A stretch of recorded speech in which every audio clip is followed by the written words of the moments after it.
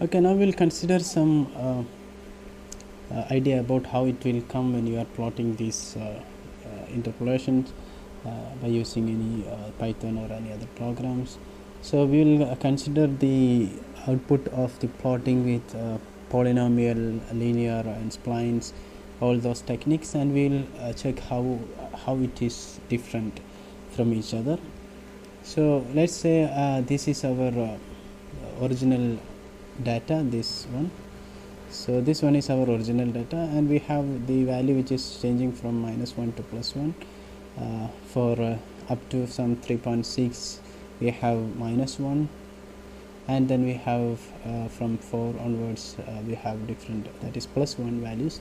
So this is our original graph, which is represented by this black color.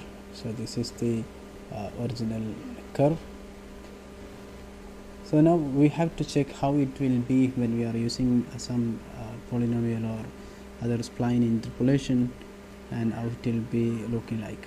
So first we consider the linear interpolation first for this same technique. So for the case of linear interpolation, we have the first case. So we have this y-axis here, and this is our x-axis, and we can see from this curve, this is linear spline linear fitting, which is spline linear interpolation. So for linear interpolation, we can see that this is not that much accurate with the original curve. Like as you can see from here, this curve is having some different kind of shape in this region, because it is just connecting those 2 points through linear interpolation. So we have some almost some kind of slopy nature in that curve. So that is not that much accurate with the original data at this region. Okay, so that is the linear interpolation technique. If you are using linear interpolation technique, you use for interpolation, then for this particular curve, then we can have this kind of interpolation. So that is not that much accurate in between this 3 and 4 point. But when you are considering this case, so here we are considering this is our y and this is x, then we are considering here is the cubic spline interpolation. For the case of cubic spline interpolation, we have a curve like this. So this is much more accurate into in this region. You can see that it is much more accurate to the original curve than the linear interpolation. This is more accurate. So this is corresponding to the cubic spline interpolation. So we have to consider x to the power cube of order here, and in each it will be fitting in each of these between each of these lines, these points. Each of these points we have splines, different splines, and it is almost similar to the original curve. So let's look at the polynomial interpolation. So in polynomial interpolation, we have some higher degree polynomial, for example 5 or 6 degree. This is 5 degree polynomial. So we can see from here it is having a very oscillatory behavior, and it is very much different from the original data. So we can also see from this endpoints we have very large difference in our original values from our original values. So we cannot have that much of pretty good interpolation with the polynomial interpolation. So this is the polynomial interpolation. So these are just representation to show you how it will be looking like if you are using different kind of interpolation for same set of data. So we can understand that this spline interpolation with cubic is more accurate than any other interpolation technique that we have considered here, which is much better than polynomial, which is better than linear, and it will be better than the quadratic if you are using cubic also. So that is also there. So we didn't discuss about the quadratic case, but this is a cubic case which is more accurate towards your the original data. And one more graph we will consider. Suppose this is another set of data we have, and this is the original curve which is in the brown color or gray color, whatever it is. So then we consider here, suppose if you consider the linear interpolation here, then we can draw linear interpolation like this. Between these points, the linear interpolation will be like this. So okay, so it will be almost like this, and again come back. Okay, so this will be your linear interpolation. This in green color, this is your linear interpolation, and this brown color which is your original function,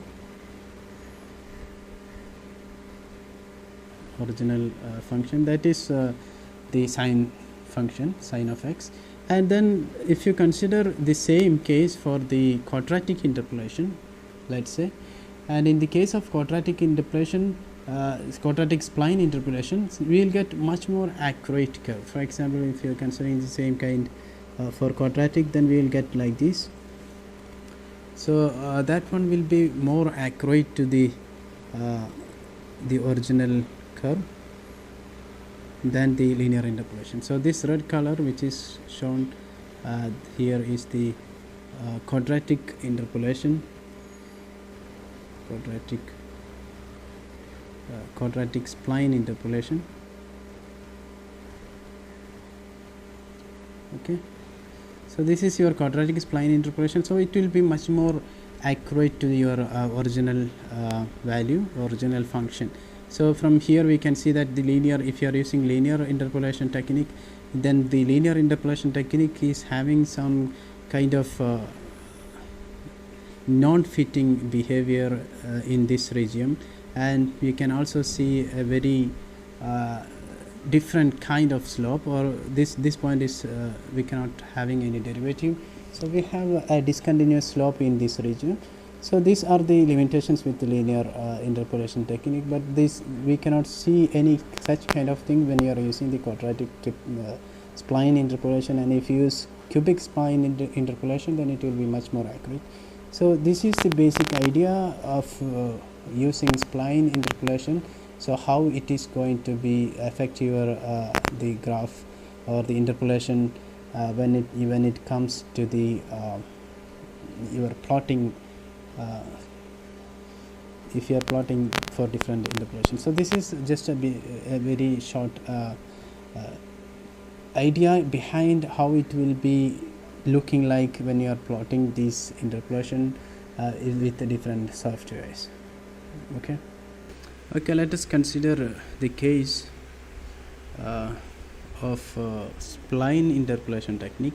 So in spline, before we go to spline interpolation technique, we just discuss what are the importance of the linear interpolation and polynomial interpolation techniques. So in case of linear interpolation, what we do is that if you are having two data points, like this, so we will find out what are the missing data points in between these 2 points. So we use two nearest data points for interpolation in order to find the missing data in between these two data points available. And it is very simple, but it is not that much accurate. For example, if you are having some data points like this, and if you want to interpolate by using linear interpolation technique, then it will be like this. So you can see that it is not that much accurate, or which is not that much smooth, right? So what you can see is you can see that the interpolation or the data, it may not be exactly the same as what you can see from this interpolation, linear interpolation. So it is not that much accurate, or in other words we can say it is not that much smooth. If you consider again the smoothness of this, we were expected to have a line for this kind of points. We are expecting something like this. Okay, so it should be some smooth curve instead of a linear curve. Okay, so we can draw it again on like this. It should be like this. Something, it should be much more smooth curve than the linear curve. So in such cases, okay, like this. So in such cases, we can see the linear interpolation technique is not that much smooth. So it is not that much smooth. And the third one is that it is having some discontinuous slope. For example, if you consider the nearest points, for example, this point, we have a slope which is positive, and at very near to that, the slope is negative next to the node. So near to that node region or the node points, we have two different discontinuous. So we have different slopes near to these data points. That is another disadvantage. We have discontinuous slope near to this node region. And third one is that we can say it is not infinitely differentiable. What I mean by that is, if you are having all these data points, but if you are considering these points at the nodes, or the points that is what we call as nodes, that is the data points. Okay, so these data points or the nodes will not have any difference. It is not differentiable at that points. So the function is not differentiable at these points. Okay, so this is another disadvantage. In other words, if you are considering the polynomial interpolation, so if you are using an nth degree polynomial for interpolation with complete data points available, so what we mean by this this polynomial interpolation is that if you are having some kind of data like this, as previous figure, so if you consider any n degree polynomial, then it will fit like this. Okay, so it will be fitting like this. So it is very smooth, and it will be much more accurate than the linear interpolation technique. But the problem with this polynomial interpolation is that it is computationally very complicated, because it has to consider an nth degree polynomial, and it has to find out what is the exactly fitting polynomial to these data points, and it is also having some oscillatory artifacts, especially at the endpoints. I can show you some other figure in here. So you can see from here, this is the blue color is shown, the curve with blue color is the original data, original curve. Okay, so this curve is this one is original curve, but original function. But when you are considering the polynomial, that is in red color, this one is polynomial. So if you consider the polynomial, it is having some kind of fitting. Okay, some kind of fitting in this region, they are exactly balancing or coinciding these data points and the fit polynomial function. But when you consider these endpoints, they are having very large difference from the original function. So this is what we call as the oscillatory artifacts. So we can further go. For example, this is the for 11 points, for 11 data points, we can count this number of data points in this figure is 11. But if you are considering the same in this case, if you are using polynomial means with eq space nodes, which means that each nodes having the same space, like 0, 5, 10, 15, like that. So the space is same. So in such cases, in polynomial, we can see if you are increasing the number of data points. Okay, in this case we are considering 15 number of data points. So we can expect the oscillatory artifacts at the endpoints is then increasing. It is having more correlation, or what we say, that fitting at the center region. But when it goes far from the center portion or the middle portion of the curve, or at the end points, it is having some oscillatory behavior. So this is not good for our this interpolation technique, because at the end point we will be getting very oscillatory nature. So it is a drawback of the polynomial interpolation. So in polynomial interpolation, what we do, we will consider any polynomial, for example a0 plus a1x plus a2x cube plus a2x square plus a3x cube plus etc.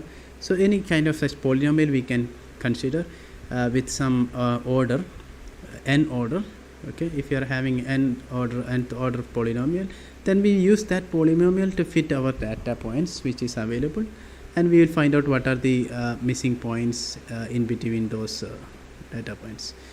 So that is the method what we use in the polynomial fitting. But the polynomial fitting, how it is different, the polynomial interpolation from the linear interpolation, is that in linear interpolation we use the adjacent or nearest data points. Okay, but in a polynomial interpolation we use all the data points at a time in such a way that they should fit exactly in all these points. So it will be almost going through all the points that is available. So that is what is polynomial fitting. So the polynomial fitting having some computational complication and the oscillatory artifact at the end points, that is the drawbacks with the polynomial interpolation.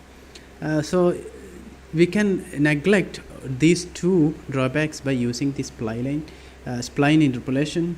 So by using spline interpolation we can remove this kind of limitation with linear interpolation and the polynomial interpolation, especially the polynomial interpolation. But polynomial interpolation is much more better than the linear interpolation, because you will get a very smooth curve, and you will also get the node region will get it will be differentiable as compared to the linear interpolation, because it is having some change in these points. It is differentiable, and it is also differentiable in all points. So it is infinitely differentiable. In other words, it is we can differentiate the this polynomial at any data points in this curve. So these are the advantages of the polynomial, but still it is having some oscillatory artifact at the end points, and it is also having some computational difficulties. So we cannot rely on polynomial interpolation. Okay, let us consider from here the case for spline interpolation. Spline interpolation is we already discussed this limitation with the polynomial interpolation. As we can see, it is having some more we are having this polynomial interpolation. We will be having the oscillatory nature or oscillatory artifacts at the endpoints. So it is not a good interpolation technique. In other words, we can use the spline techniques. How it can be used? It use instead of using complete data points like in polynomial interpolation, it will take only the two adjacent data points. Okay, so it will consider only two adjacent data points and apply interpolation in between these two data points, which can be linear, it can be quadratic, it can be cubic polynomials, etc. So what basically what we do is that what we can do is that if you're having two data points, n number of data points like this, these data points are available. Okay, these data points are available, so we have to interpolate these data points. So if you are having these data points, and what we have to consider is that we have to consider two data points. For example, these two data points we are considering, then we have to use the interpolation in between these two data points. It can be linear, or it can be a quadratic function, quadratic polynomial. It can be either cubic kind of function. Okay, so it can be any kind of curve. So but it basically use this two adjacent points, and then it will construct the quadratic or linear or whatever curve in between these 2 points. So this is the basic idea behind the spline interpolation. So what is the advantage is that we will not have any kind of oscillatory artifacts at the endpoints, and the curve will be smooth like a polynomial interpolation. Okay, so if you are using any quadratic or cubic spline technique, and we can have differentiable data points in all these curves. So in any part of the curve you can have a differentiation value. So that is the basic idea behind spline. So we will be considering different two adjacent data points, and each of these data points will be having different kind of lines or curves like this. So they will be joined at this point very smoothly by considering the different curve endpoint nature. So it will be very smooth at these points, and it will be having differential, or it can be differentiable all over this curve. Okay, so it will be having both the advantage of polynomial interpolation, but it will not be having any kind of oscillatory artifacts at the endpoint. So it is basically we will be having a quadratic or cubic or linear curve. For example, this is, it can be linear, it can be quadratic, okay, it can be or cubic. So any kind of polynomial, but it will be in between these 2 points. Okay, the curve will be in between these 2 points. But in case of polynomial fitting, what we have considered, any kind of polynomial, higher order polynomial, so we have to use some n equal to 11, n equal to 12, like that much of order of polynomial. Okay, so there will be x raised to 11, x raised to 12 to get a perfect fitting curve in case of polynomial fitting. But here we use a very smaller order polynomial.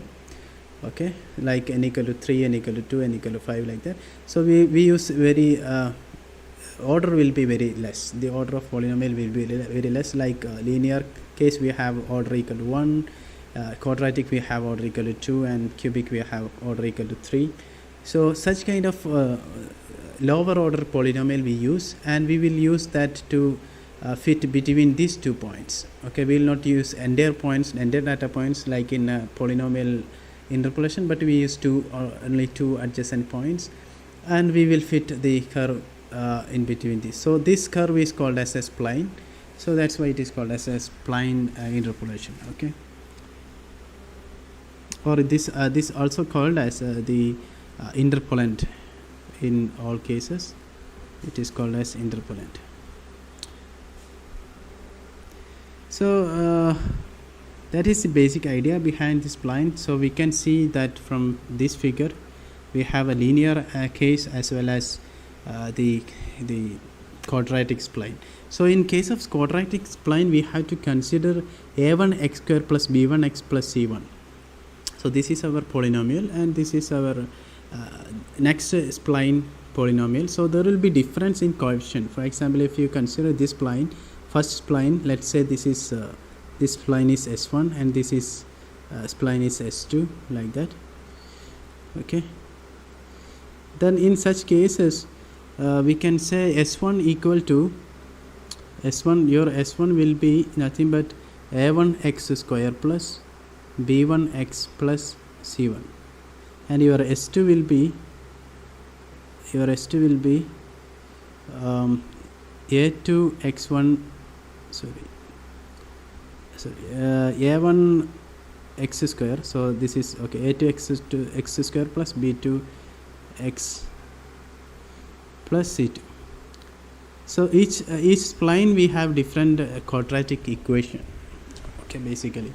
So first spline, that is from first two, between these first 2 points we have one spline, which will be having some, let's say this this kind of a curve.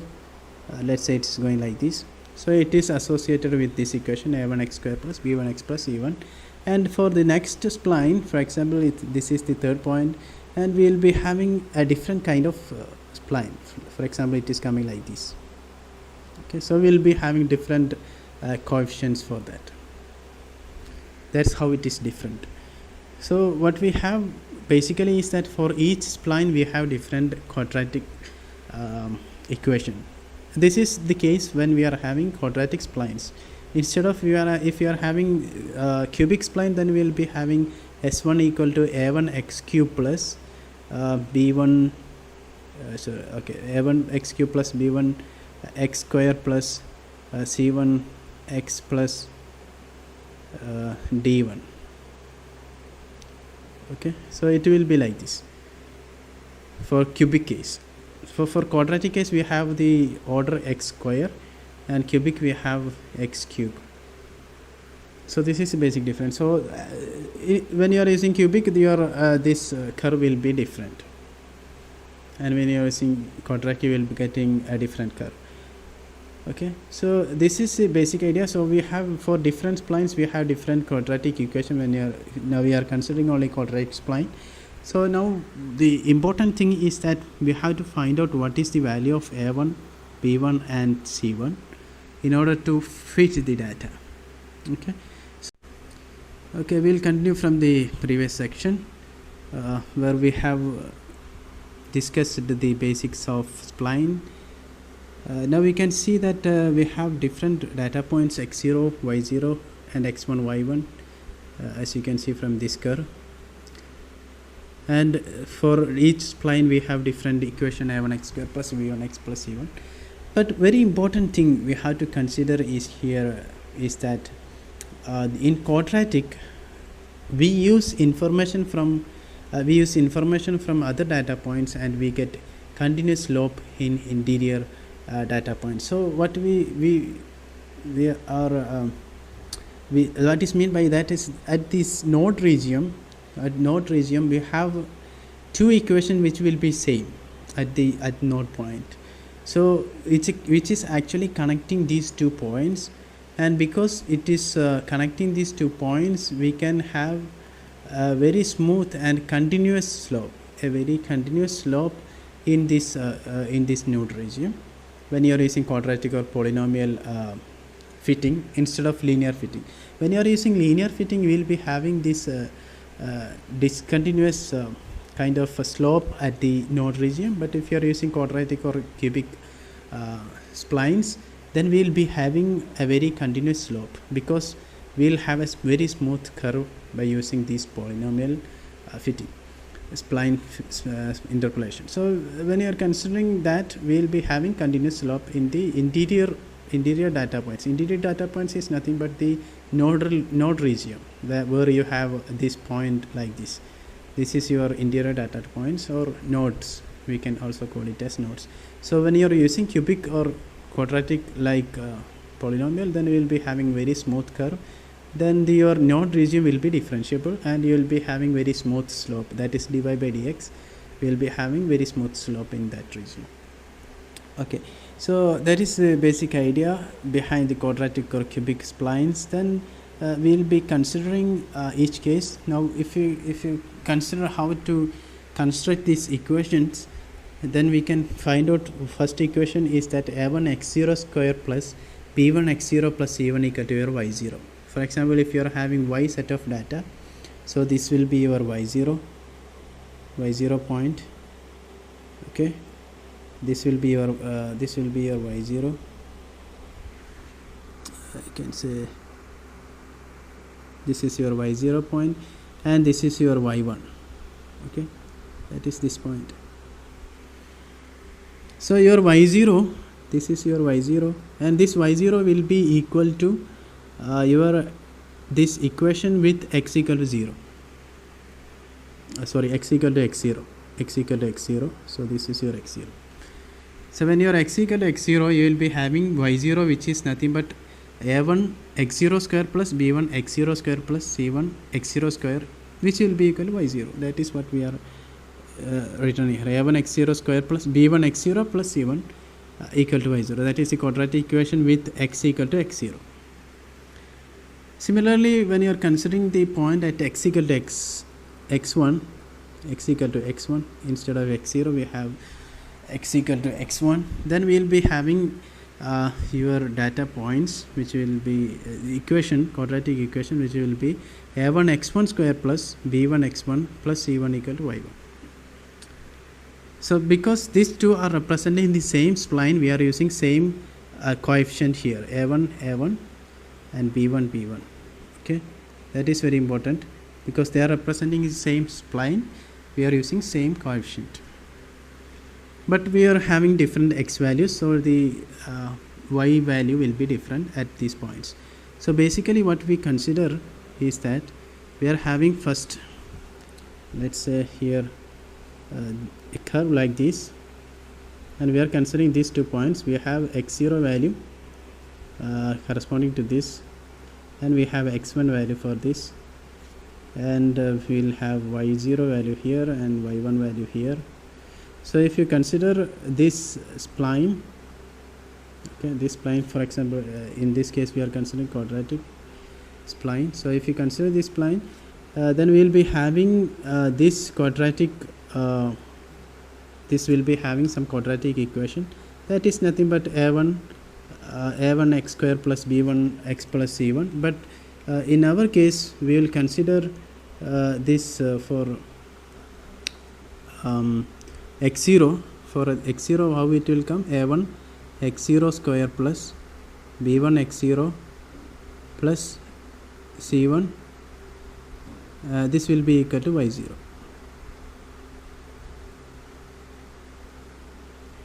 Okay, let's consider this. You will be having quadratic equation with a1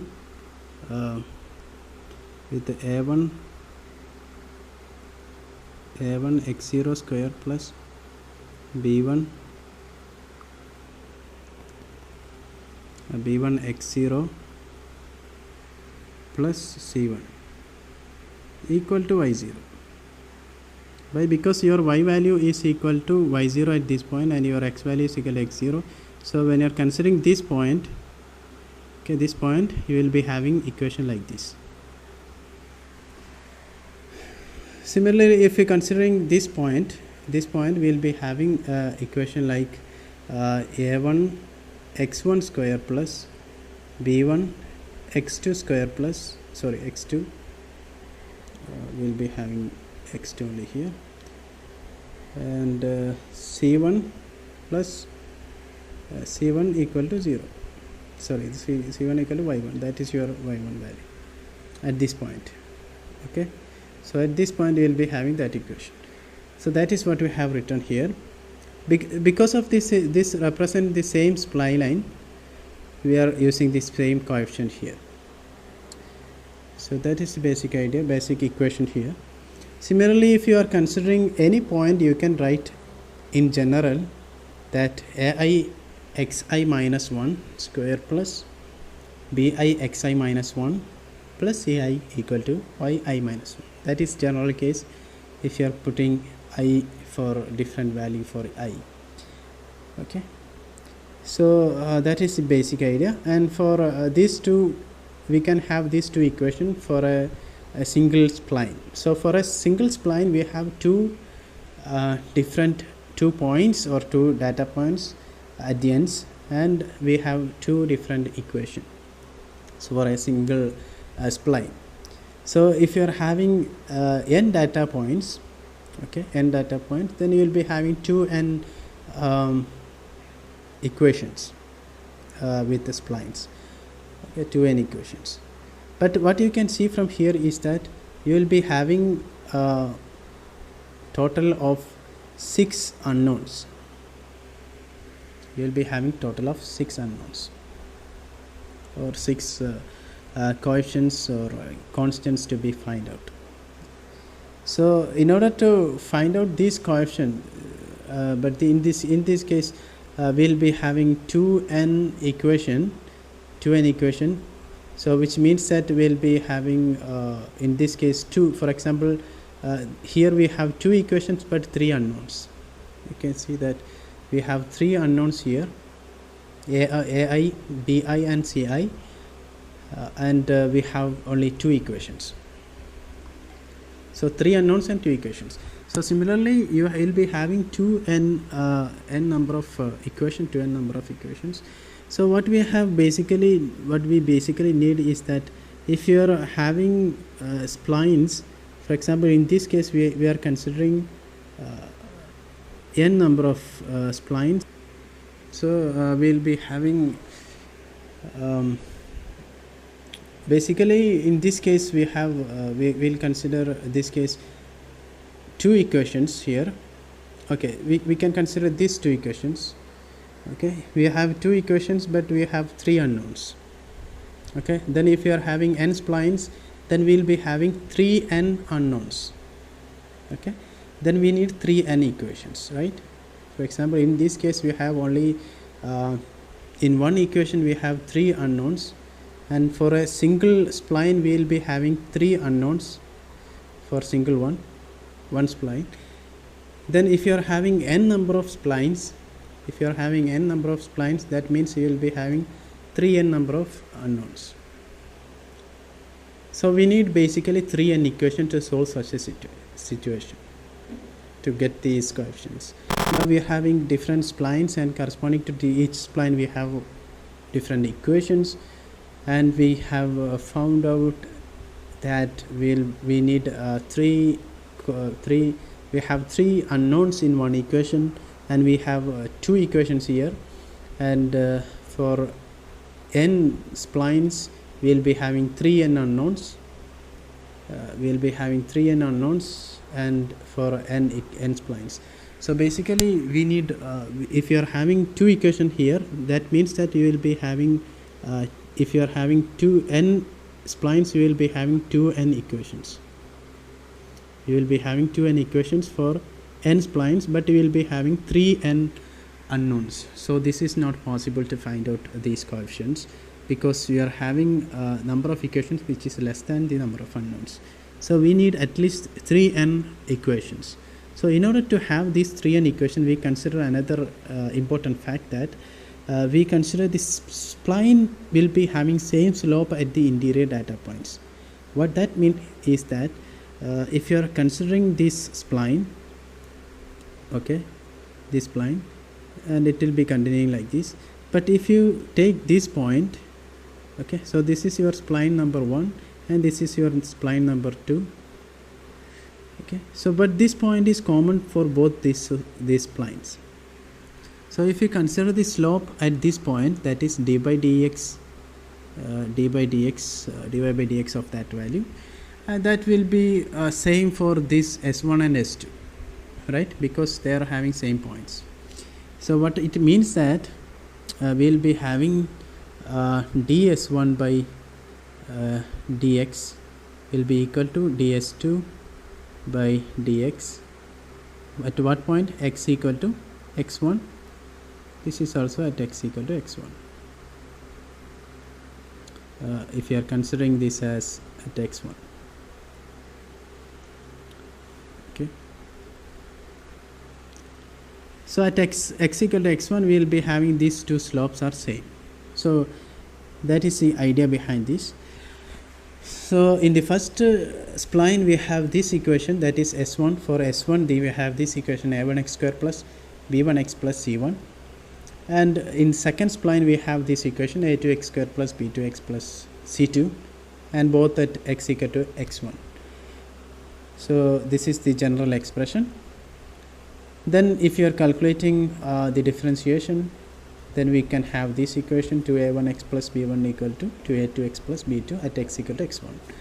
And then we substitute at this value x equal to x1, then we have this equation, then we have again introduced this equation into this form. So this is the final expression. This one is the final expression, and this final expression is another equation. So we basically have we can also generalize this equation by using the ith and I plus 1 spline. We can write is that expression in general like this. And basically what we are finding out from this is that we'll be having basically we having 3n equations, 2n equation from the previous case, but we discussed from here. We'll be having 3n equations here, because in each spline we have 2 equations. If you are having n splines, then you will be having 2n equations. And after that we are having n minus 1 equation. That is, if you are having in this case we are having for example n number of points, let's say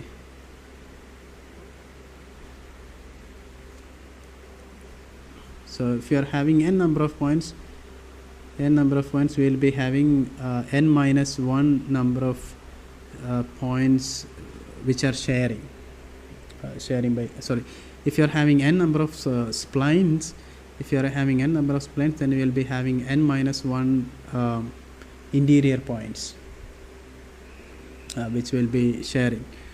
Okay, so this is the basic idea. So if you are having n number of splines, they will be having n minus 1 such points where we will be having dy by dx or slope which are same, or interior data points which are same for both splines. We will be having such data points like n minus 1. So we will be having basically n minus 1 equations. So if you are considering that case, then we have 2n equation previously and n minus 1 equation from this idea of this equalization of the slope at the interior points.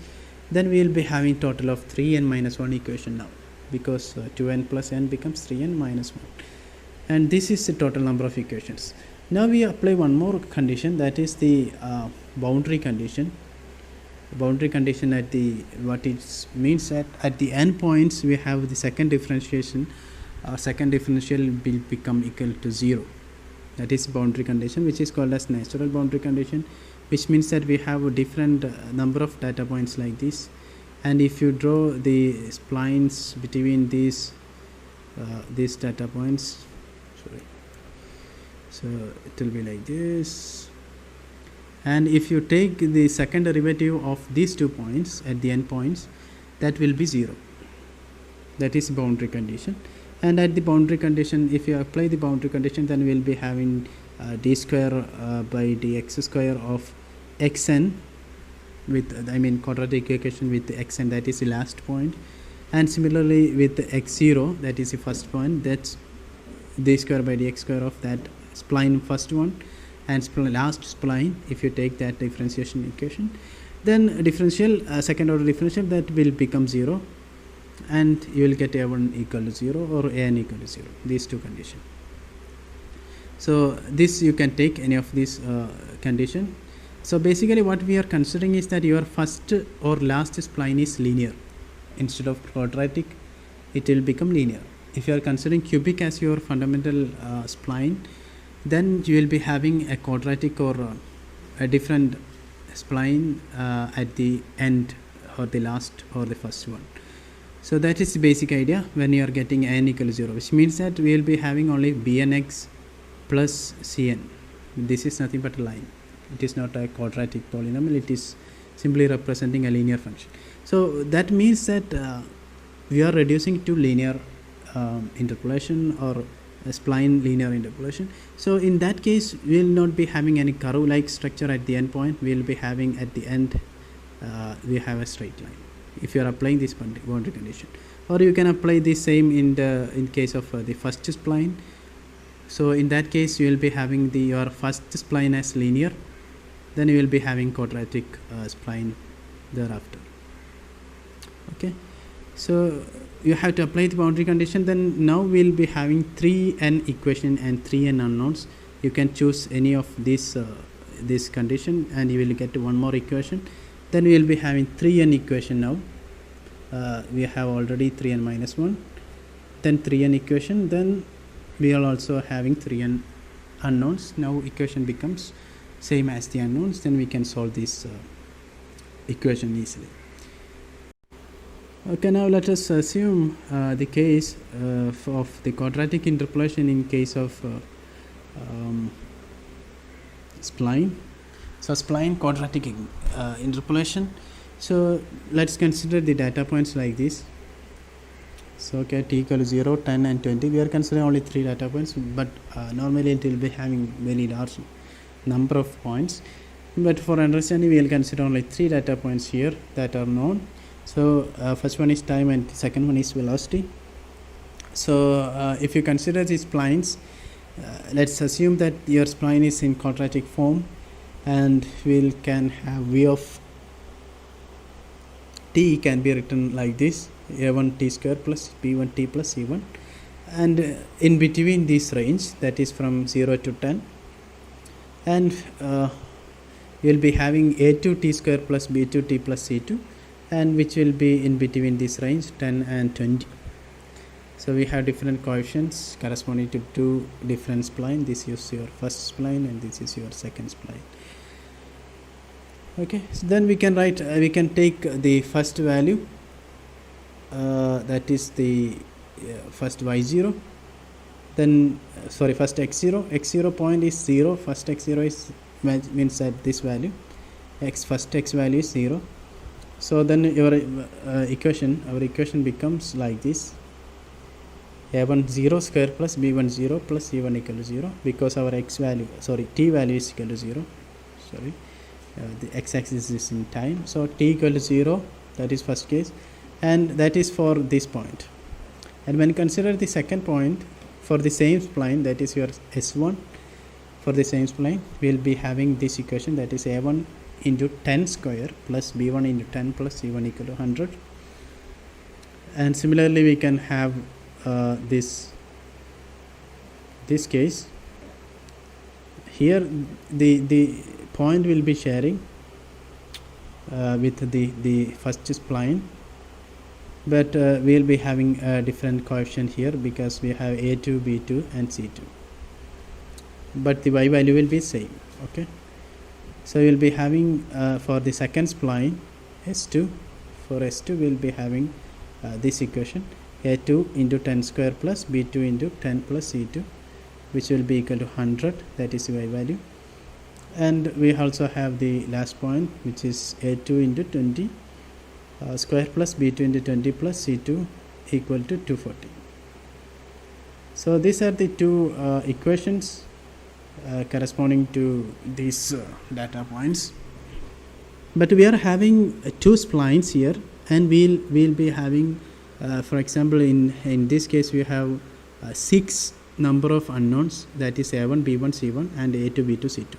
So basically we have 2 splines, we have 6 number of unknowns that we already know. If you are having n number of splines, then you will be having 3n number of unknowns. In this case we are having n equal to 2, that is 2 number of splines, then which means that 3 into 2 will become 6 unknowns. Okay, 6 unknowns. So that is the basic idea. So we have 6 unknowns, but we have 4 equations here. So then we have to consider the point, that is this point, okay, where we will be having same differential for both the splines. So we take the differentiation at t equal to t0. Actually I think it is t equal to t1, right? So this should be t equal to t1. At t equal to t1 we will be having same kind of slope. So d by dt of a1 t square plus b1 t plus c1 should be equal to d by dt of a2 t square plus b2 t plus c2. And from that we will be getting this equation, that is at t equal to t1, that is t equal to 10.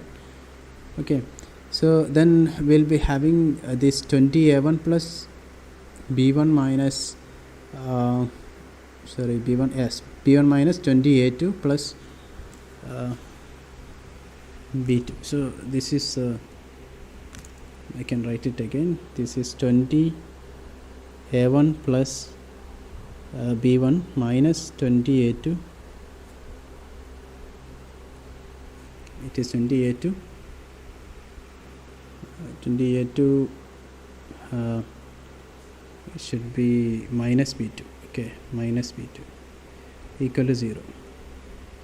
So we'll be having this equation, and so this is the next equation. So we'll have 5 equation now. Okay, now again we will consider the boundary condition, and I have considered both the boundary condition. We can consider it differently. So first I have considered the last point as my boundary my boundary condition at the last point. We have applied this boundary condition, and that is d square xn by dt square will be equal to 0. That is d square sn by dt square equal to 0. That is for last point at x equal to xn. At x equal to xn. Okay, so that is the last point. So that we have to consider. So this is equal to 0 at, that is by boundary condition. So then we will get b2 into 20, this equation b2 into 20 plus c2 equal to 240. If you are applying this boundary condition, then you will be having your a2 equal to 0. Directly your a2 becomes 0, and you will be having this this part only in your last case. Okay, that is b2 into 20 plus c2 equal to 240. So that is the sixth equation. So now we will have 6 equation and 6 unknowns that we can solve, and actually I have solved. So you have to solve this equation by, you can solve by hand, or you can use the matrix algebra. So basically it is coming like a1 equal to 0.4 and b1 equal to 6 and c1 equal to 0 and a2 equal to 0, b2 equal to 0.14, and I don't know whether it is 0.14. I think it's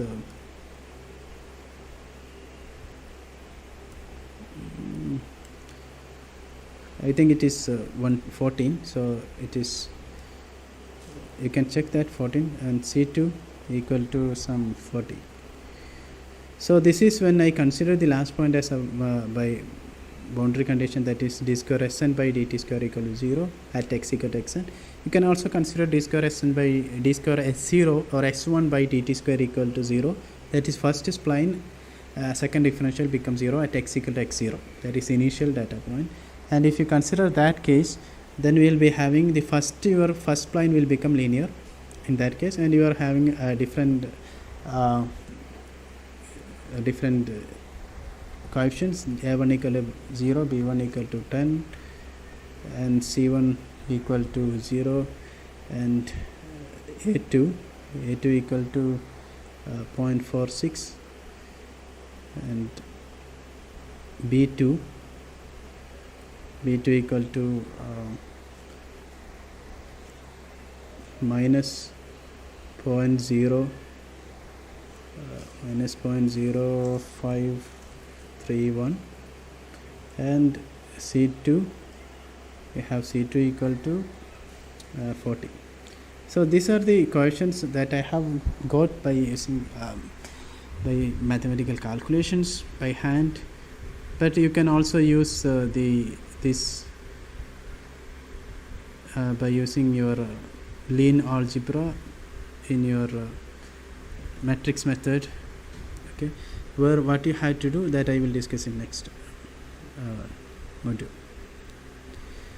Okay, so this is the basic idea. You have to find out this coefficient first. So I hope you understood this method. How we can do this is just for quadratic case. You can also use for cubic case, but it will be having one more power to the x, and you have to solve those equations and to find out what is the exact procedure. Okay, can do that. So basically we have here we have different equations. For example, if you consider the quadratic quadratic spline case, for corresponding to a single line, we have different equations, different coefficients. So let's say for example, the case of the first spline. For the case of first spline, let's say S1. Okay, so for S1 we'll be having equations. First let's say A1 x0 square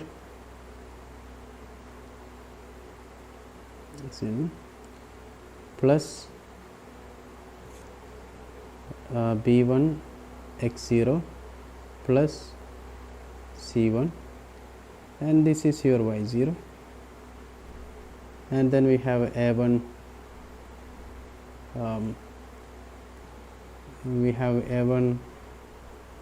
x1 square plus B1 x1 plus C1 equal to y1, and this is for first spline. Okay, so let's draw that here. Let's say we have the spline, quadratic spline like this. Okay, so for the first spline S1 and this is S2. So for first spline we have this set of equation. For second spline, then we can write for second spline S2 will be having equations like say A2 times x1 square plus B2 times x2 plus C2 equal to y1, and then A2 times x2 square plus B2 times x2, this is x1, B2 times x2 plus C2 equal to y2. Similarly, if you are having n number of equations you will be having n number of equations for different splines. So, and we also have another equation correspondingly for the different nodes. At nodes we have the condition that d square of S1 by it is not d square, it is dx, so it is only dx. So ds1 by dx will be equal to ds2 by dx at x equal to x1, So correspondingly for different, this is for just one first case at x equal to x1, and if we are having n splines, then we will be having n minus 1 number of this kind of equations. So that equation also we have to consider. And third case, we have boundary condition, and correspondingly we will be having equation for example dsn by dx d square xn by dx square will be equal to 0, and this is at x equal to xn. Okay, so this will give you another equation. So all these equations we have to consider, and we have to make it in a matrix form like this. So where your matrix form, and you will be having your variables first. So you will be having your x0 square first, then your x0, then your c1, like that. So we can write it like x0 first, x0 square, okay, then x0,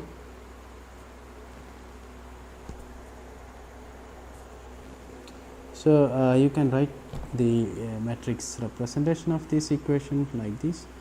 So we will be having first our x matrix. So that is this one. Okay,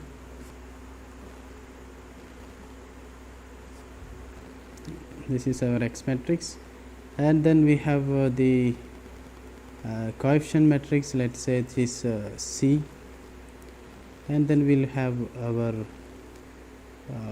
Y matrix like this. Now what we have to do is that we have to solve this for to get this coefficient matrix. This one we have to find out. So in order to get that, we can write the coefficient matrix C as X inverse Y. So if you take multiplication of the inverse of the X and Y, then we will get the coefficient matrix, and correspondingly we get A1, B1, C1, all these values. So all these values will get after solving this equation, that X inverse Y, that is matrix multiplication. So in order to get this expression, we can use our Python program to, you can use the linear algebra functions.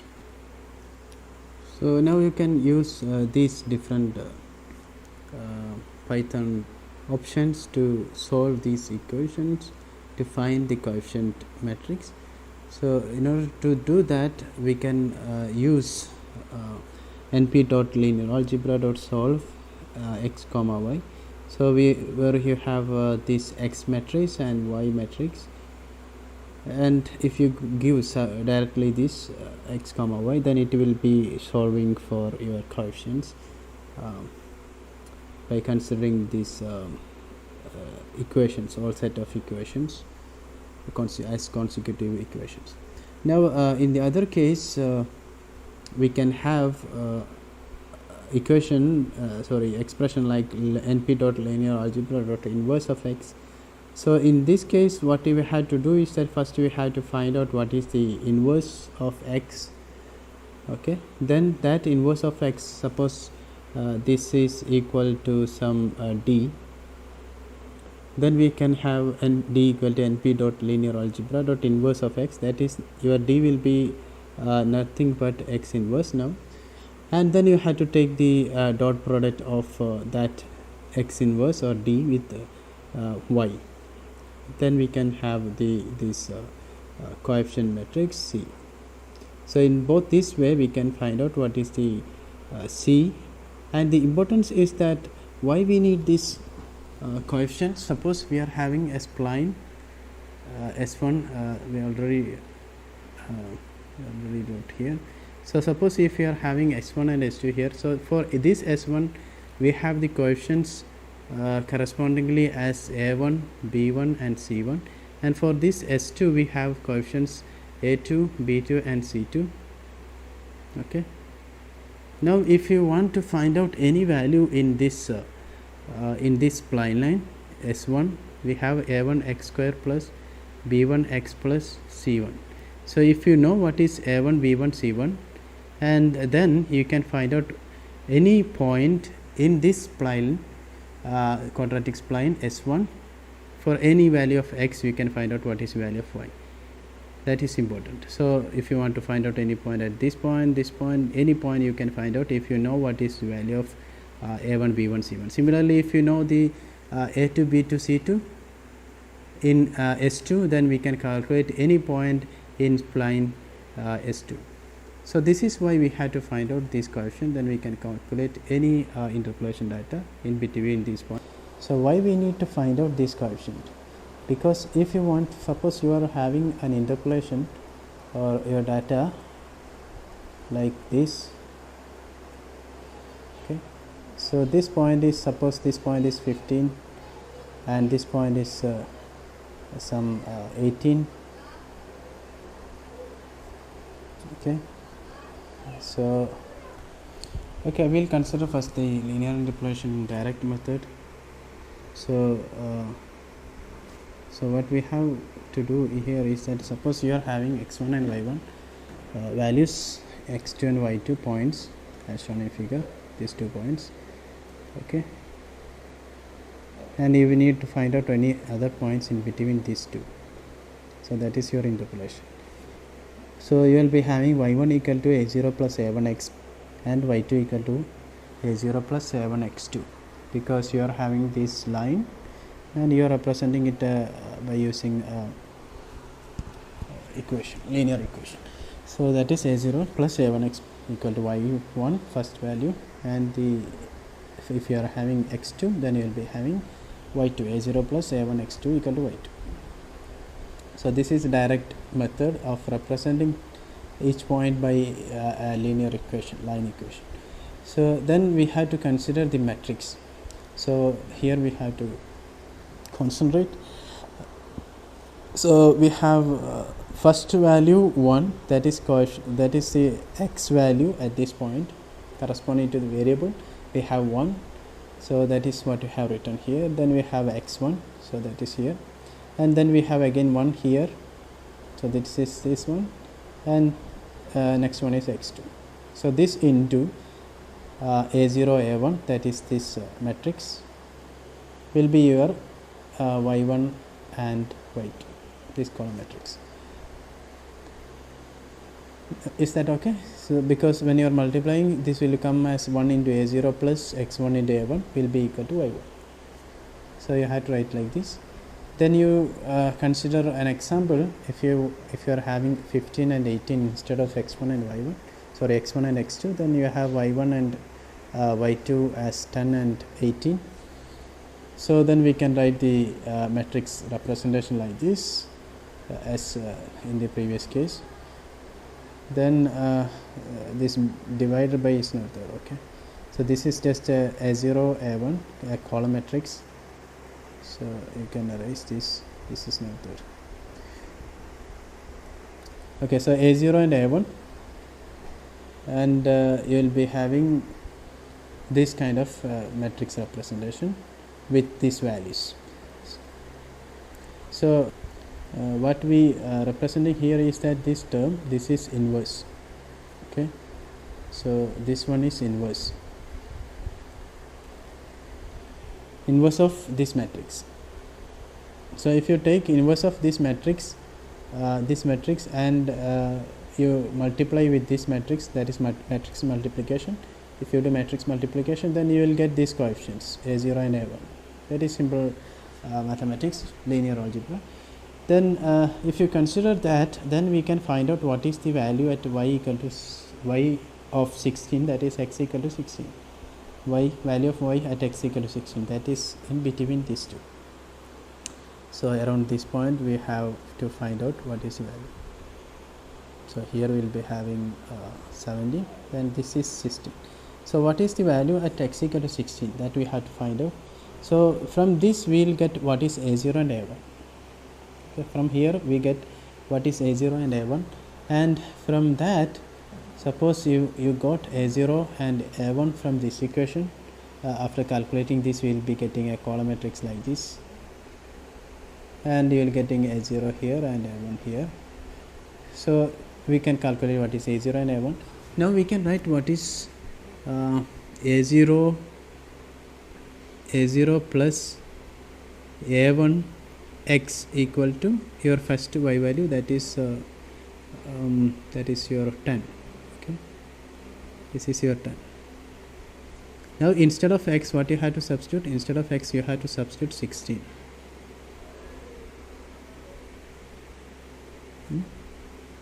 Here, if you are having a0 and a1, then instead of x, we can find out what is the value of a0 and a1 here, and substitute instead of in this equation a0 and a1, and x you substitute 16, then what is the y value that you can get. Okay, this is how we do with the matrix in all the cases. But in quadratic case, we have a0 x square. So we have different kind of matrix. We will be having different kind of matrix, a little more complicated matrix we will be having, and that will be multiplied with your a1, b1, c1, a2, b2, c2, etc., all the unknowns in this column, and you will be having your y column, that is y0, y1, y2, etc., up to yn. Okay, so similarly you will be having here x0 square plus, for quadratic case I am saying, so you will be having x0 square, x0 square, then you will be having x0, then you will be having 1, then 0 0 0, the next also you will be having x1 square, x1, and then 1 0 0 0. So if you multiply this, then you will get a0 x square plus b1 x0 plus c1, this one, equal to your y0, first element. Similarly, you had to write all these equation expression in your equations, the variables, and multiplied with this coefficient, you will get y value. And if you take the inverse of this matrix and take matrix multiplication with your y matrix, you will get all this coefficient. Then if once you get all these coefficient, then you can find out all other data points. For example, if your first spline line is like this, this is in between x0 and x1, for example, and you got some values. Suppose this is your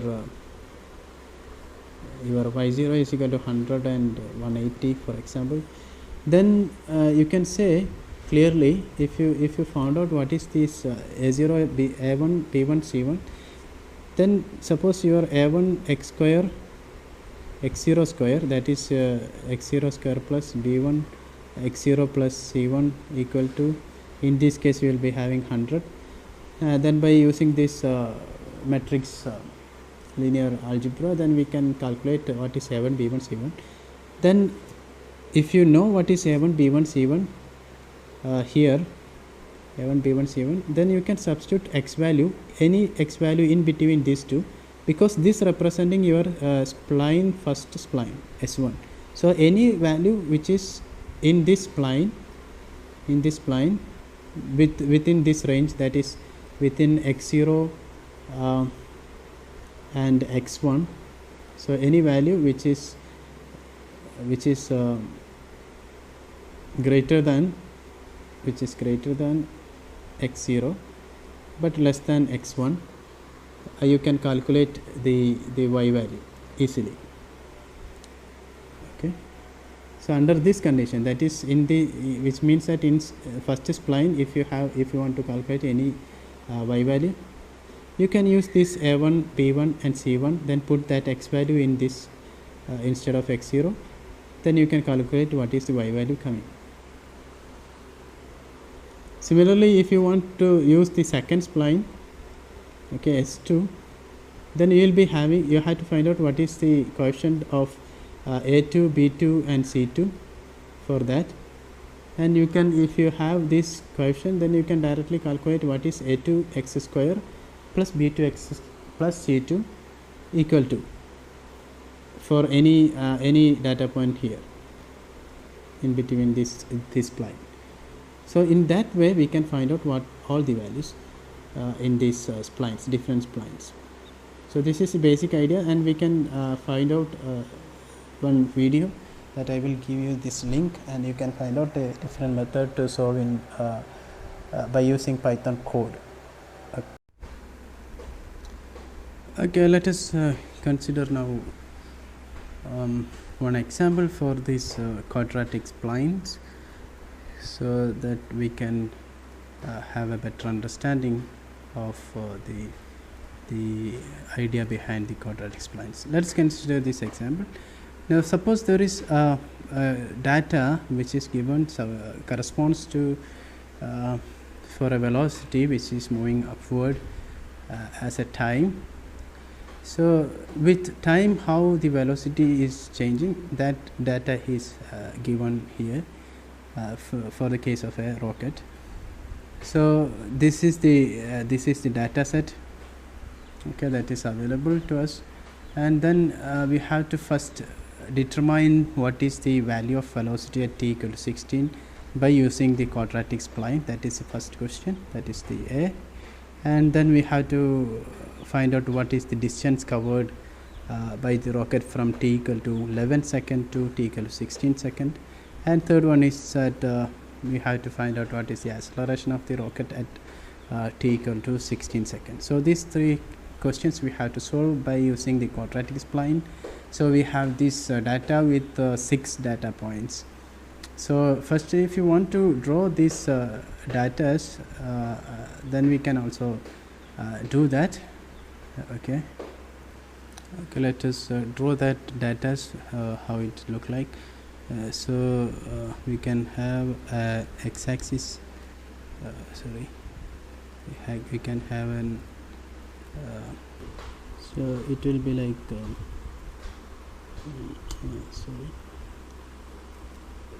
we have x-axis and y-axis like this. Okay, then let's consider these points here. X-axis, we have points from 0, then we have 5, then 10. So we will be having these data points like this. Okay, at 0 0 we have 1 point, and then at 10 we have 227.04, and other points also as shown in figure. So if you want to have this drawn with the spline, then what we can do with spline, the quadratic spline. So if you connect all these points, then it will be like this almost. So it will be going like this. Okay. So this is the basic the velocity versus time graph of a rocket that is given. The data is given. Okay. So now if you want to find out what is the velocity at 16, so we have to first construct all these equations. So before that, we had to consider this. Each of these are the splines. Okay, this is our first spline S1, and this is our last spline. So there are 6 data points, there will be 5 splines. So this is S5, and others this is S2, this one. Okay, so we have different splines in between all these points. Then we consider the first case. What we had to do, we have 5 quadratic equations, 5 quadratic equation which represents the velocity. That is v of t is equal to a1t square plus v1t plus c1, that is in range between 0 and 10. And then second quadratic spline, which is in between 10 and 15. The third one is in between 10 and 20. Similarly, with each data points, within each data points we have each of the quadratic splines. So first we have to consider 5 splines, basic equations, that is this one, and then we have to consider each splines at the end points. So we have different equations correspondingly. So here we have the for first spline with t equal to 0 and t equal to 10. We have 2 different equations. Then second spline at t equal to 10 and t equal to 15, we have 2 different equations. That is for second case we have a2, b2, c2 are the coefficient, and for first case we have a1, b1, c1. Similarly, we can have 5 set of equations. So total there will be 10 number of equations for each splines at the end points. Okay, so that's we have to consider first. Then we will consider the interior points or nodes where we have the derivative or the slope will be same at that point for both the splines. So that is at interior points. Okay, so at interior data points, what we have, the slope is same for 2 adjacent spline. So if you are applying that condition, then we will be having 4 such points. We are having 5 splines. Okay, so we will be having 4 such points, and that condition will give you 4 equations. Okay, these are the 4 equations for correspondingly for t equal to 10, that is first one, t equal to 10, and then t equal to 15, t equal to 20, and t equal to 22.5. that we can see from this figure also. These are the points, t equal to 10, t equal to 15, t equal to 20 and 22.5. These are the points where we can have the both, for example, S1 and S2 having same slope at 10. Okay, so that is the next equations, that are the next equation that we have to consider. So we will get 4 equation from here. Then we have to consider any of the first or the last spline as linear. So we are considering here first spline as linear, which means that our A1 becomes 0, or which means that d square S0 d square S1 divided by dx square, this will become 0. That is the boundary condition.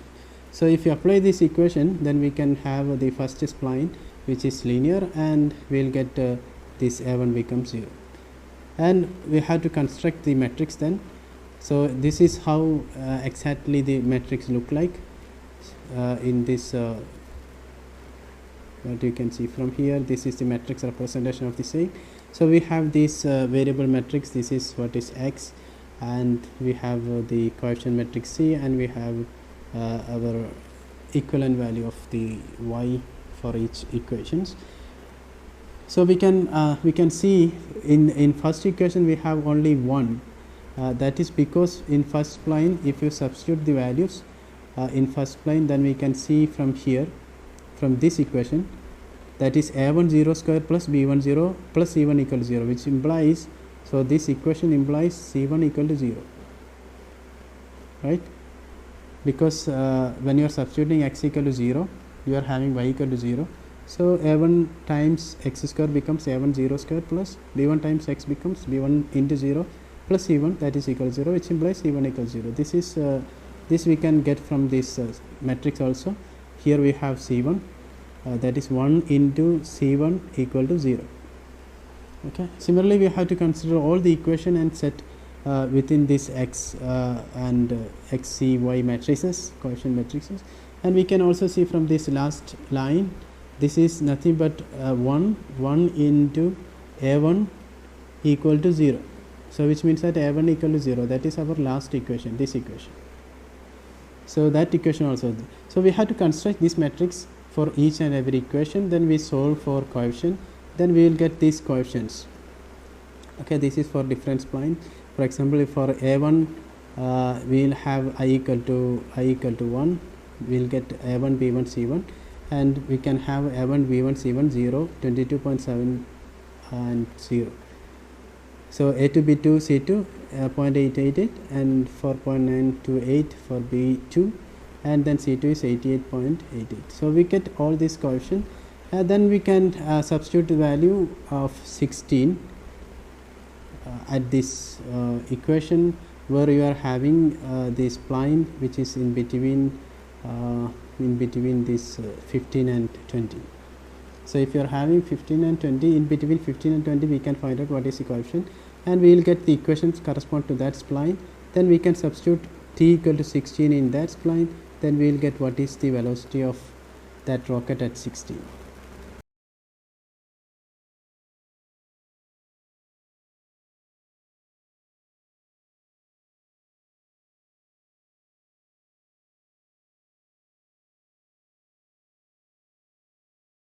Here is our matrix. So in the first row we have only 1, that is corresponding to 1, C1 equal to 0 from that matrix representation. And if you want to check, for example, let's say this fourth equation. Okay, this fourth equation, we want to check this one. Then we have fourth equation. So fourth equation in this matrix we have this one, right? So the first one is 225, this element. Let's take another color. So we have 225, then 15 and 1, and this will be multiplied with A2 B2 C2, right? First 3 elements are 0, so that will be multiplied with A1 B1 C1, so it will become 0 anyway. But in the second case we have A2 B2 C2, and there are 225 A2 plus 15 B2 plus C2 equal to corresponding fourth y value, that is this one. So that we can see from that equation. So here it is 225 times A2. So the fourth equation is which one? This one. So this one is the fourth equation. If you take 15 square, we can have that values 225.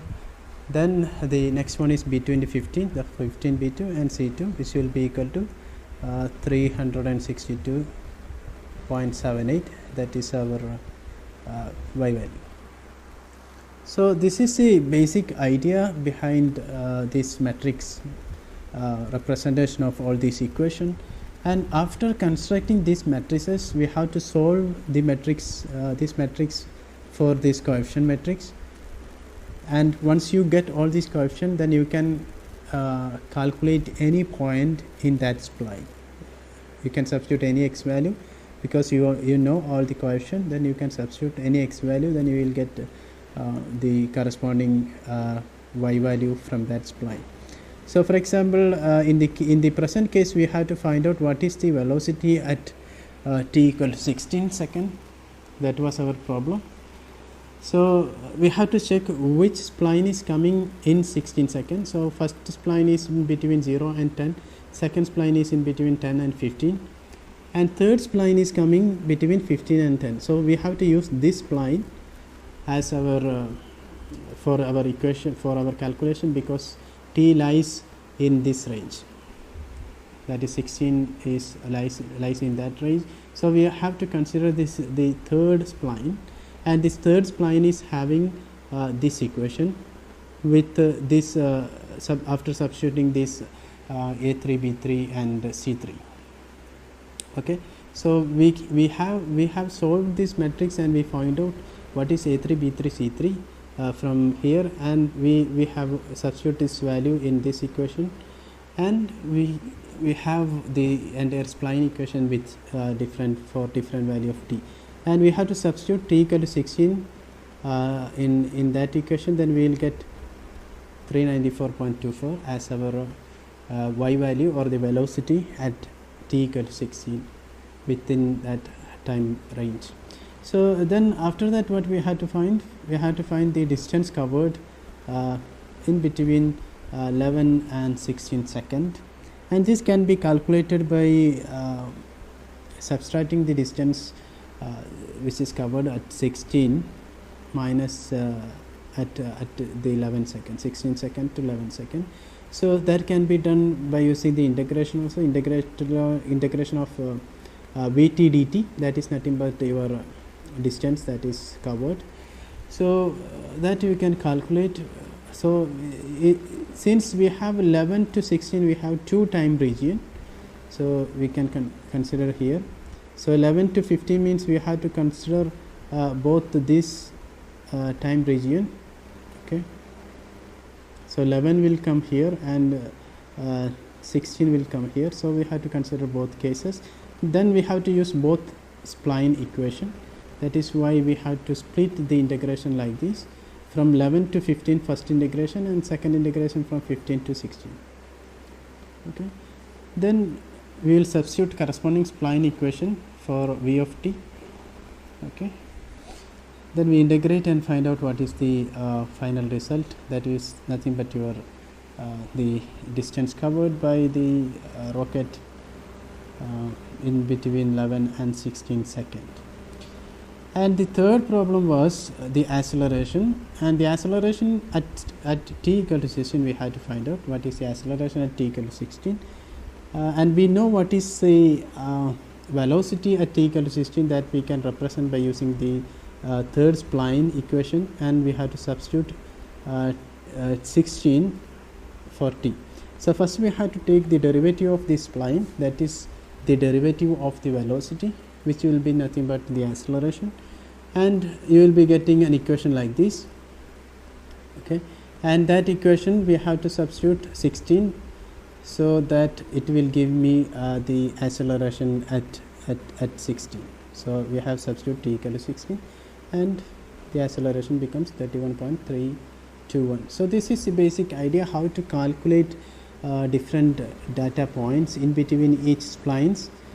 So in this case we have considered the quadratic spline. So if you consider cubic spline, we have x cube plus b1 x square plus c1 x plus d1 as our equation for each spline, and we have to substitute all those values which I have given, which will be given by the data set, and then after that we have to solve this matrix and find out what are the coefficients for each spline, and we have to solve. In cubic case we will be having a little more complicated matrix, and anyway we have to solve all those for all those coefficients, and we have to find out the equation for each spline and solve for different value of x. That will give you all the data points in that particular spline.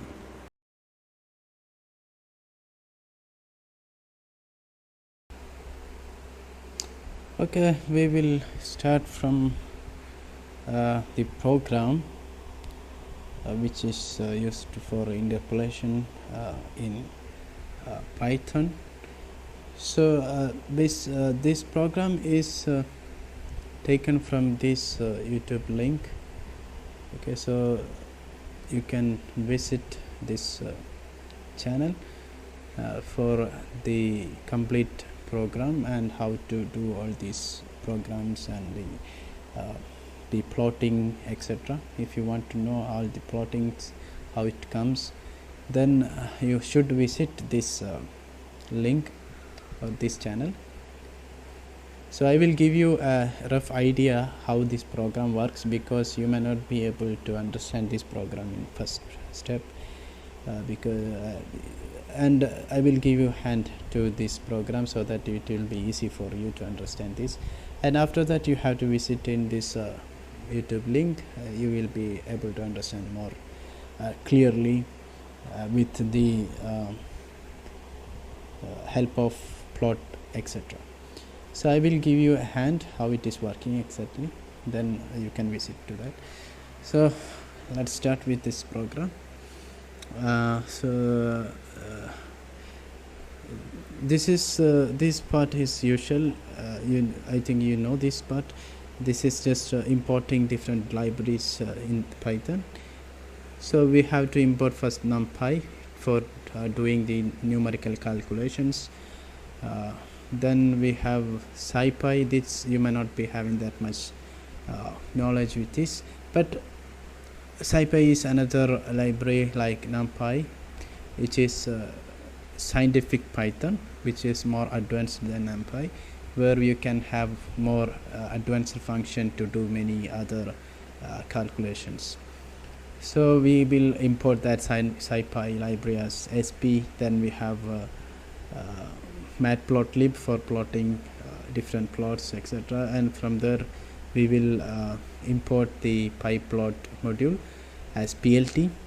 Then we have from SciPy we have to import interpolate. Then now we will consider the program. We have first the data set, and this data set I have represent here. So in program we have data set like this. So basically this data set is like this. This is nothing but velocity versus time data of, for example, a rocket or something you can take. So at 0 time we have 0 velocity, at 10 second we have 227.04 velocity, 15 second we have different, so etc. So all these data we are fetch from this table, and we put it in an array form for this program. So we use array in a NumPy library, that is np.array, and we put all these values in there. And it is important to note that this t, which is in a particular order, which is in ascending order here, so that you have to take care of. It should be in an order, it should not be in a random fashion. Okay, so that is important. Now we can directly go to the next step. This is nothing but we are putting all the values in arrays. Okay, so different arrays, one is for time and one is for velocity. And now we will consider this next line, that is plt dot close. This line plt dot close is nothing but if there is any plot which is present, you have to close all plots. That's why we are putting plt dot close all. If there is any plot, you have to close it. Now we are having plt dot figure 1, which is next. We are generating a new figure with figure name as figure 1. So that figure 1 is whatever we are going to plot next will be as a part of that figure. Okay, if you want next figure, then you have to give plt dot figure 2 for the next figure. So that's for that purpose that we are giving that figure 1 as we are going to have a figure. Now plt dot figure 1, then plt dot grid. This is for, we know this one, right? Plt dot grid is for grid lines, and we are using both axes here. That's why we have put axis both.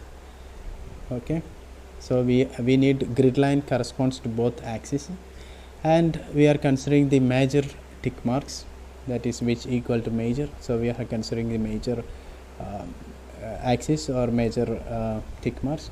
So then we are considering the color code. This is nothing but RGB color code. So we have different combination of these three. Suppose if you are giving here 0, sorry, if you are giving the other two as 0, this to 0, then you are putting here 255, then you will get red color only in your data, in your curve or whatever you are plotting. So in according to this combination, you can change your color. Okay, that is the basic idea behind this color combination. We have to put RGB in some fraction, then you will get different colors.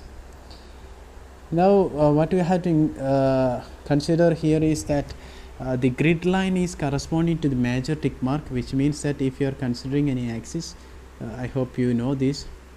So if you consider an axis, there will be different tick marks like this. So these are the major tick marks, and you will be having some minor tick mark in between this major tick marks like this. Okay, so if you are considering this same situation for y axis also, we can consider, then there will be a major tick mark like this, and we have minor tick marks in between these major tick marks. So we are considering here the major tick marks.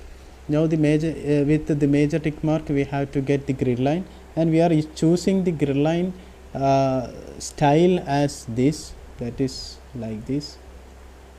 So that style will give you a continuous line with line width of 2. Okay, so what we are expecting is, in this case, is that if you are using some color, then you need grid line corresponds to this major axis, to the major axis, not minor axis. To major axis we need grid lines, suppose like this, like this. Then here also we need grid lines correspond to this major axis. Suppose they are evenly, it should be evenly distributed. This plot is not that much accurate, but it is just for representation, so it look like this. Okay, so this is because we have chosen the plot line style like this, it will give you a continuous straight line. Okay, now if you consider the next line, what is next line? Next line is plt dot minor tick marks on, which is nothing but the tick marks, that is the minor tick marks, which should be on in your plot. And we are generating another grid line here, which is corresponding to the minor tick marks. Okay, and which is for both axes, and we have the same kind of color code, and line style is now like this, that is column.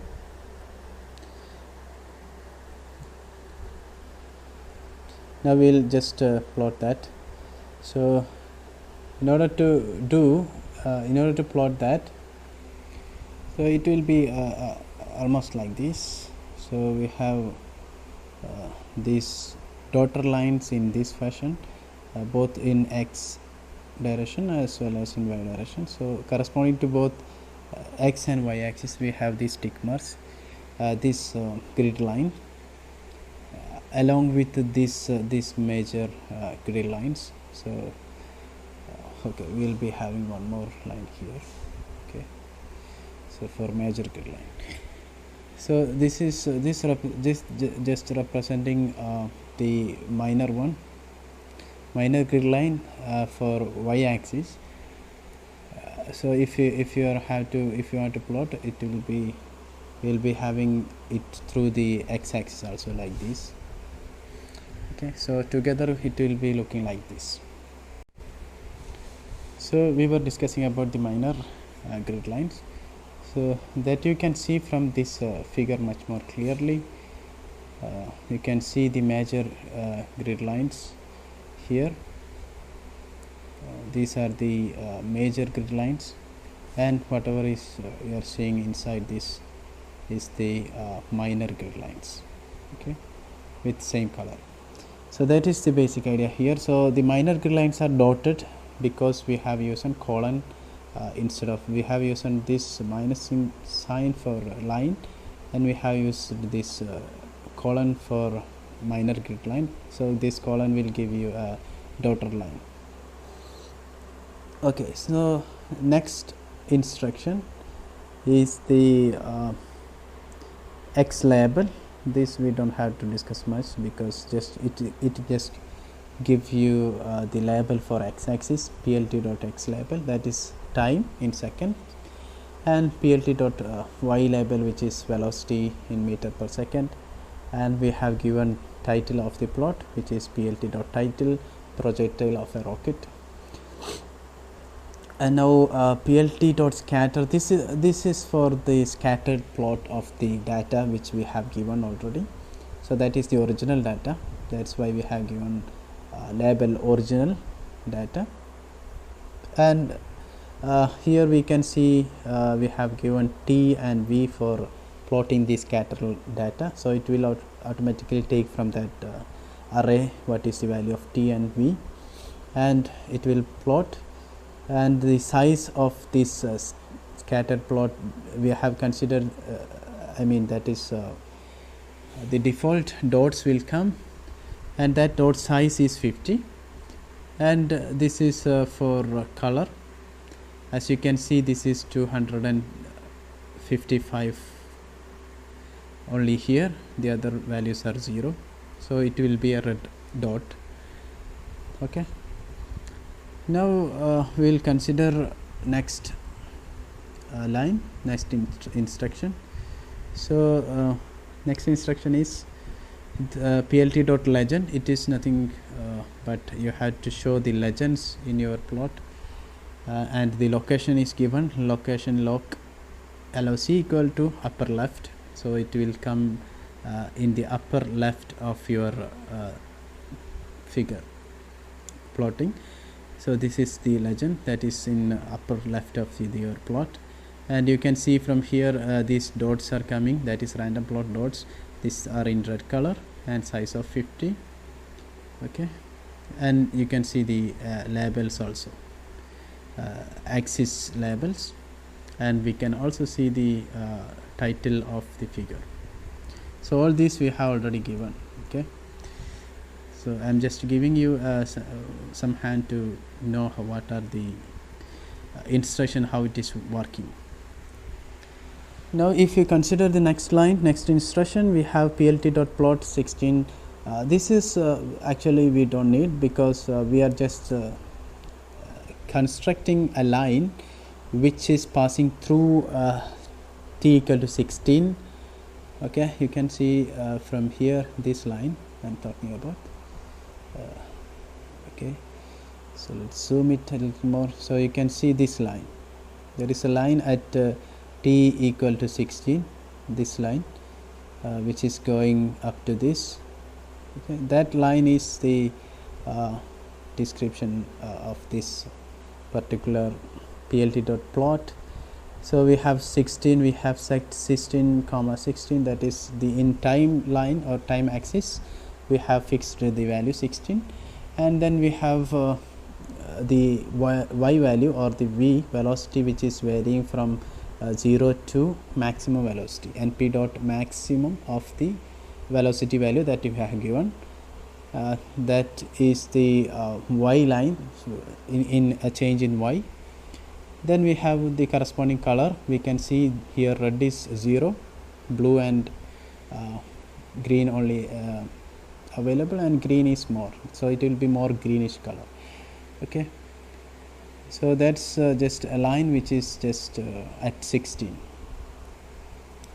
Now we have the if you plot this, then we can have a figure or plot like this, as you already seen here, and this is the rough plot of the scattered plot of the given data. Okay, now if you go to that YouTube video, then you can see he is describing some nearest by using the nearest point method we can interpolate. So he is describing something like that. So that is not that much important for you, as we are not considering that in our study, but it is also important. In that what we have to look is, if you want to value at y at t equal to 16, then you have to check which y value which is in already given y value is close to that or nearest to 16 point, then that will be your result. So it is another method of interpolation, but we are first looking here for a linear interpolation. So for linear interpolation we have to give time. So what we are giving here is np dot array. So we are constructing one more array which is having first element 1 and the second element which is t of 2, that is t we already given here as an array. So t of 2 will be nothing but your 15. Okay, t of 0 is 0, t of 1 is 10, and t of 2 is 15. And so in the next row we have first element 1 and second element is t of 3. So t of 3 is nothing but your this 20. Okay, so here basically we are constructing this matrix. Okay, this will give you a matrix which is 1 is first element and second element is 15. Okay, second element is 15, then you have again a second row we have 1 and next element is, I think it is 20, right? It's 20. So you are constructing a matrix like this.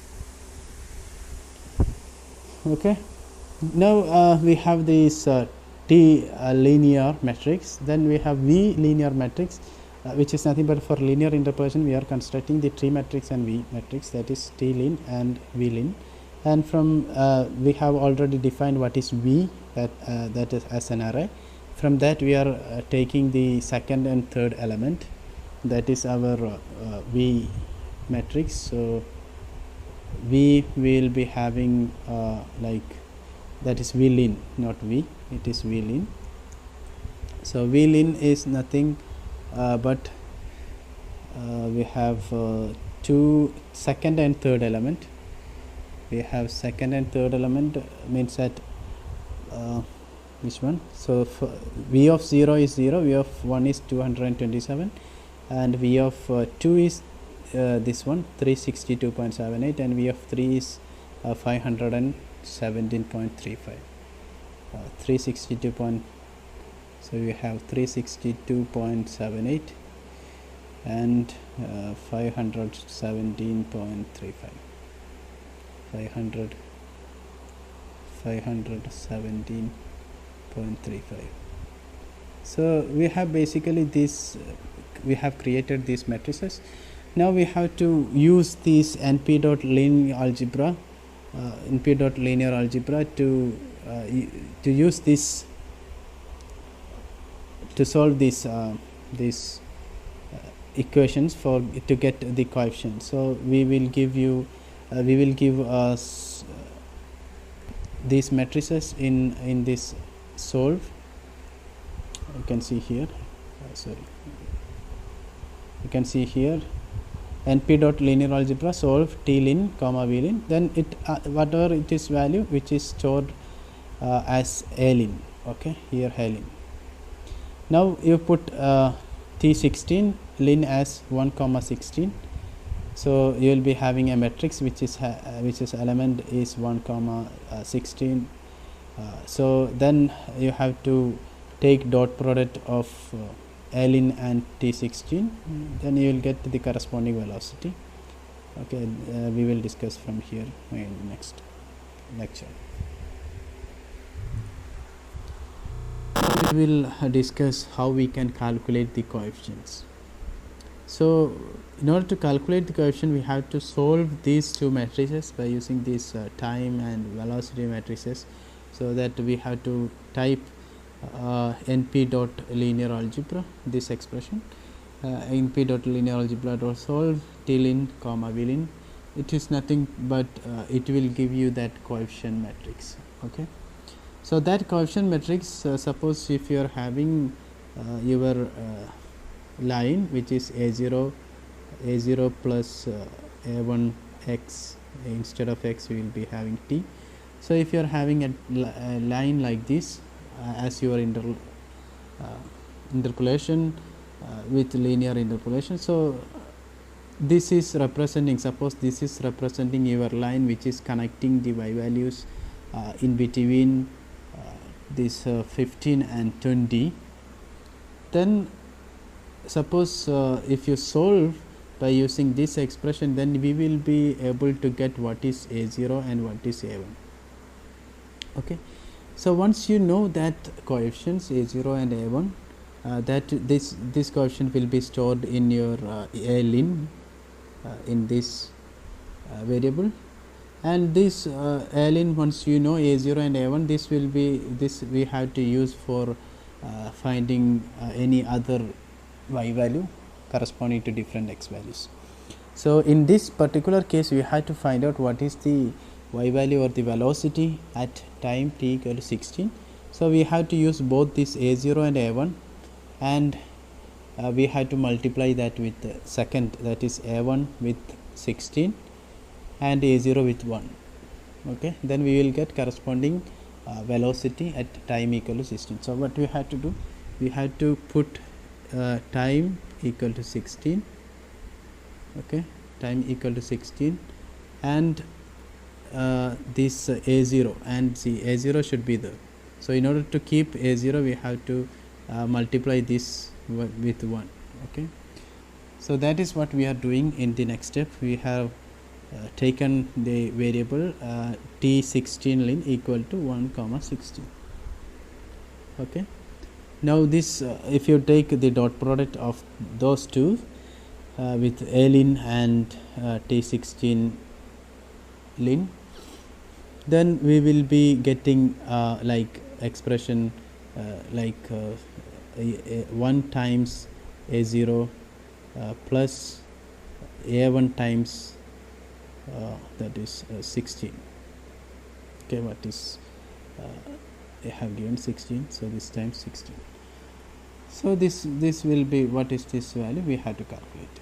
Okay, this value will be again stored in which expression, that is v16 lin. Okay, this will be stored in v16 lin. So that is what is this expression. Okay, so basically we will take the dot product and we will have this expression, and that value will be stored in v16 lin. That is what this expression is. What that means from this curve, let's say from this curve, how we can see that, suppose we actually want the point at t equal to 16. Suppose we are taking these two values for this linear interpolation, and we will get a line which is connecting these two points, and t at 16 will be here, the point at this. Okay, so once you know what is the a0 and a1 which representing this particular line, suppose a0 plus a1t representing this particular line, then you can give any t value and you can find out what is the value at a different time. Okay, so if you know the a0 and a1, so that is what we are doing here. So we calculated what is the velocity at 16. That what we do in this instruction, and then after that we are taking it into maximum of third 3 decimal, and then we will take the plot. We plot that extra point that is at t equal to 16 as a scatter plot with the dot having size of 50 and color. As you can see, this here the red color is 0. Okay, R is 0. Then all 2 other colors are present, so it will be some different color. Okay, so this is the basic idea behind this linear interpolation that we discussed. Now suppose if you use some cubic or quadratic interpolation, let's say this is the this is corresponding to the cubic interpolation technique. So we have to construct the matrix like this. So here what we are constructing the matrix like this. So here we have t cube. Okay, so instead of up to t we have t cube. If you are having quadratic, then it will be t square. So we are constructing the first matrix as 1 t square and t cube. Okay, then we have 1 t when t, so suppose this is t1 and t2 square and t2 cube. Okay, then we have 1 t3 square and t3 to the power cube. Then again 1 t4 t4 square, t4 cube. So the matrix will be like this. So here we have to consider the coefficient in a reverse order, because we have taken 1 t1 t1 square t1 cube like this. So the coefficient will be in reverse order, just for for clarification. So it should be 1d plus c t1 plus b t1 square plus a t1 cube, like that. Or you can take ABCD also, no problem, but in that case your A will be your constant for the first cubic spline. Okay, in that case we have some different kind of interpolation we will get.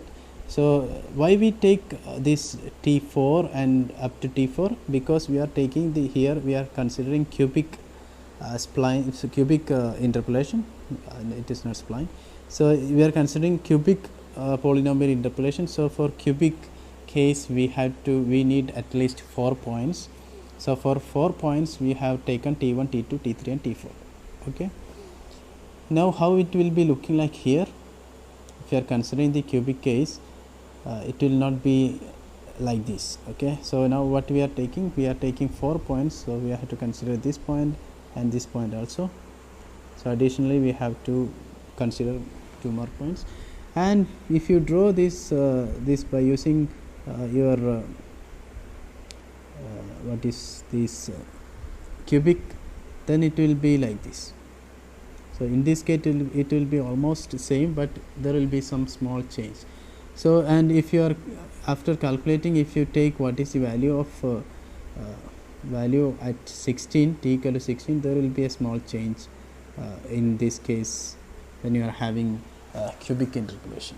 So this is for the case of when you are having data which is like this, but normally if you are having different kind of data, then the variation will be larger. Okay, so that's what we are doing here. We have to consider this matrix, so then your V matrix is this, okay, and this is your coefficient matrix. Then basically we have to calculate A cubic. A cubic is nothing but the same steps we are following here. We have to solve for these matrix coefficients, and then we have to multiply it with the same time we are taking 116, 16 square and 16 cube, that we have to multiply, and we have to plot. So if you are having a large number of data, for example in this case we have 6 data points, then you have to use fifth order polynomial. Then if you use such kind of polynomial, we will be having very oscillatory nature. If you go much more higher, for example n equal to 11, 12, such kind of situation, then if you are having a large number of data, for example you have 20 number of data points and you are using some 11, 12 of polynomial to fit that data, then it will be having some kind of oscillatory nature especially at the endpoints. But if you are using your spline technique, then you can see that it will be much more smoother and very fine kind of interpolation, because it will take only the adjacent points. So once if you are taking, it is taking only this adjacent points. Since it is taking only these adjacent points, it does not have to consider all these points at a time. So we can directly use the cubic or quadratic type of interpolation to fit in between. Actually it will take 2 points, but because if you are using linear interpolation, you can see that linear interpolation case it will be having like these lines connecting these points. So okay, so at the node region we have some discontinuity if you are using linear interpolation technique. So we can use cubic or quadratic term in order to remove this discontinuity of the slope at the node region. So it is better to use quadratic or especially cubic. So we will get very smooth interpolation as like this. Okay, so that's importance of using spline as compared to polynomial and as quadratic and cubic as compared to the linear interpolation techniques. Okay, and in the case of spline, we have to use this function, that is interp 1d, that is sp dot interpolate dot interp 1d, which is for interpolation, and we have to give this t and v, that is as array that we already defined in this program. So that is the available data points. Then we have to give this kind, which is linear, cubic or quadratic, whatever you can give, and accordingly it will give you the interpolation. So what is the advantage of this? The advantage of this is we don't have to calculate all these matrices and all other coefficients, etc. We don't have to calculate it. It automatically calculate by this function. So there will be a module, and all instructions are already written, and it will automatically calculate it and give you the interpolation as it is, and it will be plotted. So this is a very simple function and very powerful. So but if you are having only numpy, then you cannot do this because this is in scipy. So you have to install scipy and you have to do that. If you are using numpy, then you have to construct this matrix and solve for coefficient and do. And in this case, this matrix method, we have only considered the case of polynomial. For if you want to consider this for spline, then you have to consider each and every adjacent two points like this. Then you have to construct all the other equations that we already discussed, and this matrix will not be like this, as you know. That will be coming in the third row, it will be coming 0 0 0 first. Okay, so there are some differences in that case, and you have to construct that matrix for a single spline. Okay, so for a single spline, so we have to construct for each and every spline different equations, and for each and every spline we will be having different coefficients, and calculate the corresponding value which spline we required, and we have to choose that.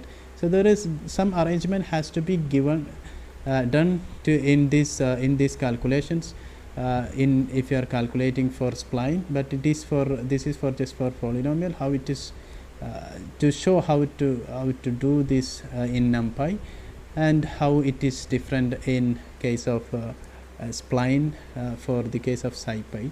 So that is what we have discussed here. I hope you understood this.